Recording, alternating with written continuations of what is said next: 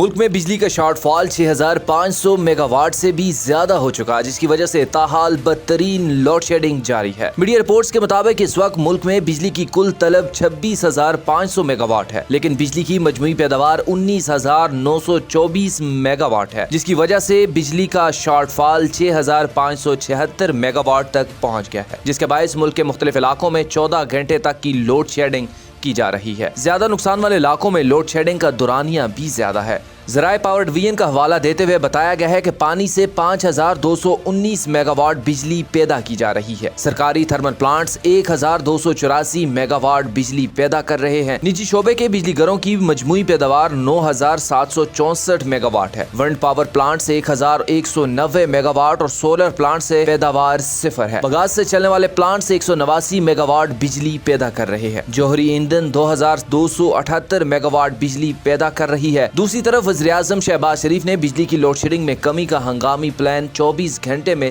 طلب کر لیا۔